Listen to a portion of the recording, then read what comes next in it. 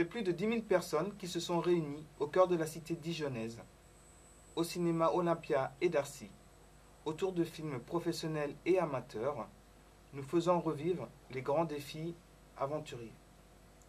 Cette année, le prix a été décerné à On a marché sous le pôle de Thierry Robert. Le prix spécial du jury a été adressé à Birdman of the Karakoram, film réalisé et produit par Alan Hughes.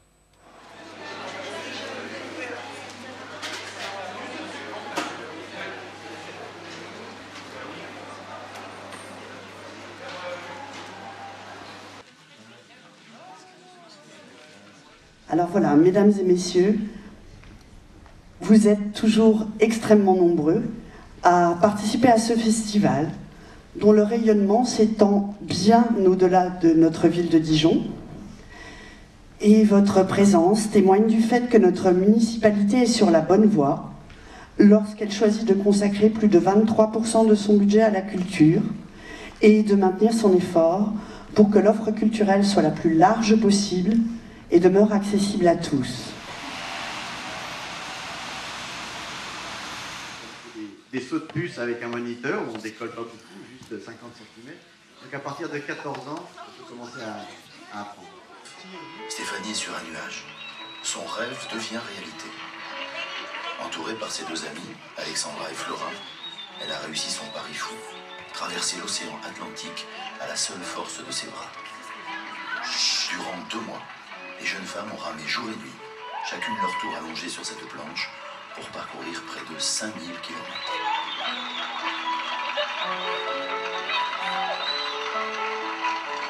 Cette année, c'est la 19e édition à Dijon. C'est même la 32e édition du festival si on prend les 13 années où il a débuté à la Plagne. Donc le festival est maintenant un événement bien installé dans la vie culturelle de Dijon. Et nous avons, comme chaque année, donc une édition riche en émotions, riche en aventuriers et riche d'énormément de films qui, je pense, feront grand plaisir à tous les spectateurs que nous attendons.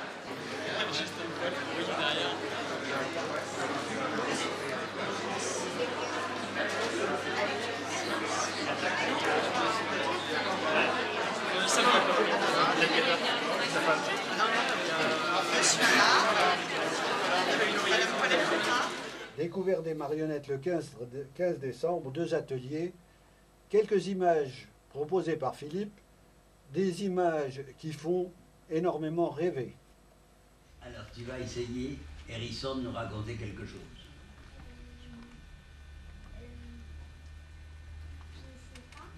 Tu ne sais pas.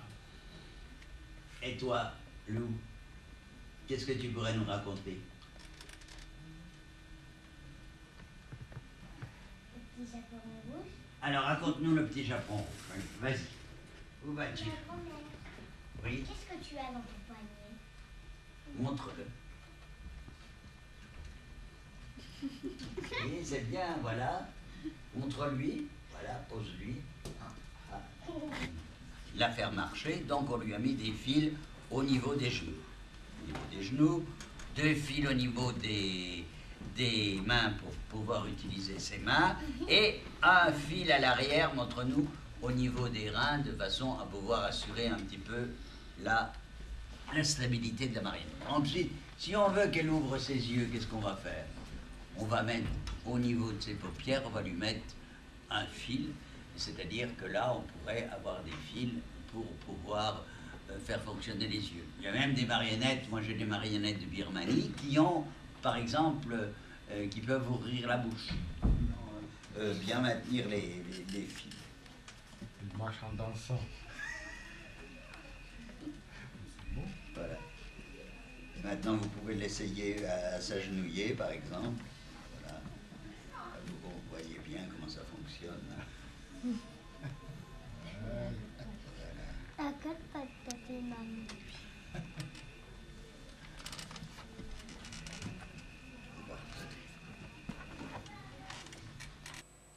Le 28 novembre a eu lieu la vente organisée par l'association couturière de Fontaine-Douche. Et c'est avec grand plaisir que l'on voit ces personnages un peu mystérieux, qui apportent toujours beaucoup de féerie dans leur travail.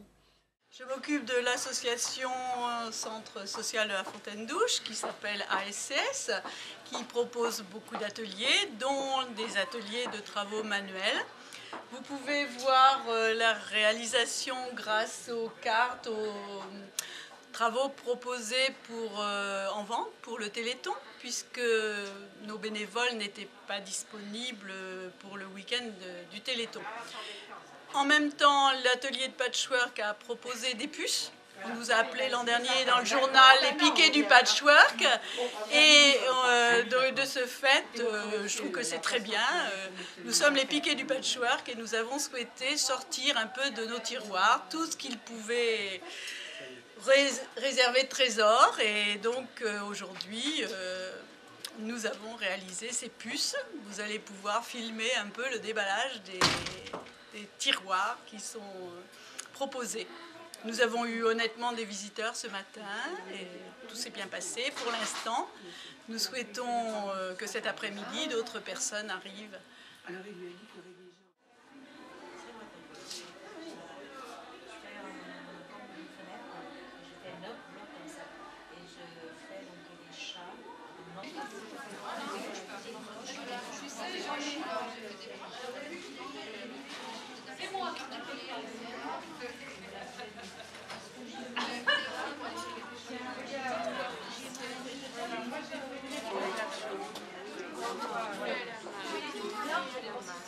C'est ma dernière. C'est facile, j'en avais fait 4. Oui, c'est facile. 3 €.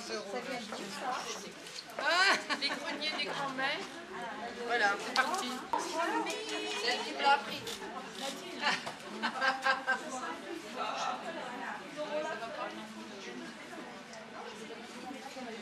Et ça, c'est comme vous là. Je peux pas passer ma dernière.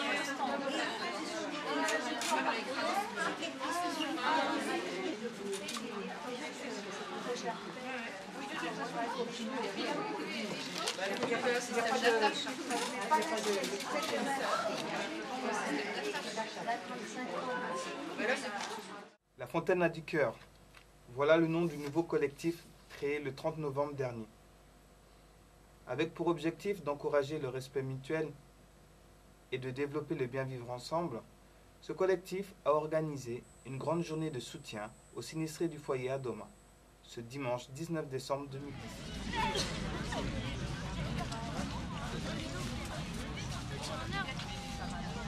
Regarde les deux. Ouais, un poteau, il y a un poteau là-bas.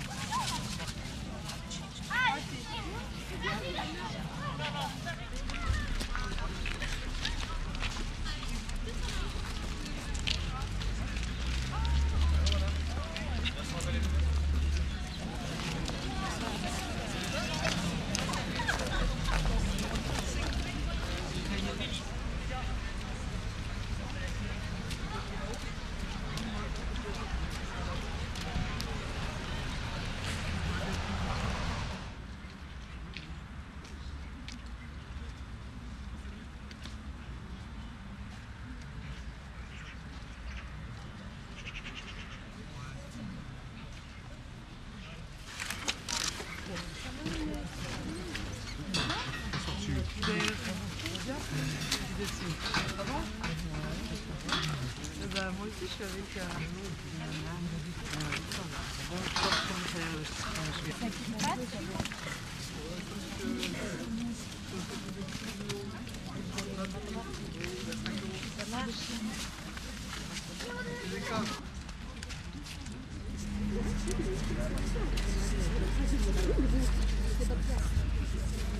Aujourd'hui, le collectif à la Fontaine a du cœur, a organisé cette journée à la fois de recueillement et de mobilisation, parce que depuis le drame du 14 novembre, il y a eu une solidarité qui s'est mise en place à Fontaine-Douche avec les habitants, avec des associations, avec des entreprises, un collectif qui a été créé. Et il semblait important, bien sûr, à tout le monde de pouvoir se retrouver après plusieurs semaines suite à ce drame. Voilà, ensemble, après tant de travail aussi bénévole, après tant de solidarité, pour continuer cette grande solidarité d'abord, et puis aussi pour remercier toutes celles et tous ceux qui se mobilisent, parce que c'est vraiment plus d'une centaine de bénévoles qui sont mobilisés depuis le début du drame. Et voilà, cet élan de solidarité montre qu'à Fontaine-Douche, c'est vraiment la fraternité qui nous réunit.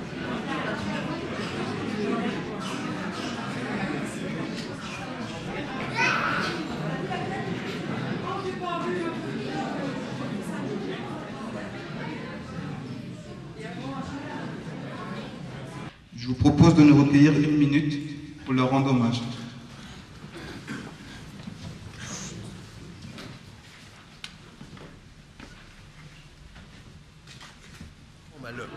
Le dimanche 19 décembre, le collectif La Fontaine a du cœur a voulu signifier qu'on n'oubliait pas. N'oubliez pas parce que l'actualité va tellement vite que l'on pourrait croire qu'on passe à d'autres sujets aussi facilement. Mais tel n'est pas le cas. Donc des moments comme ceux-là sont des moments très forts dans la vie d'un quartier. Et il était normal que le maire de Dijon soit là pour signifier, mais Laurent Grand-Guillaume l'avait déjà fait, la présence à leur côté, modeste et sans récupération, des élus du peuple, des élus du quartier, des élus de la ville. L'association sportive de la Fontaine-Douche, en partenariat avec la DICRA, a organisé une soirée d'échange et de débat autour de la discrimination dans le sport. Moi, ce soir, c'est une première. Déjà, il y a une chose qui me fait énormément plaisir, c'est que les 3 clubs de foot du quartier de Fontaine-Douche, donc JDF Vainqueur, présenté par son président, il y a quelques personnes qui le connaissent du quartier, Thierry Husted. Il y a Afrique Football Dijonnais, Christian Mayanda, et son vice-président, Ousmane Vainqueur.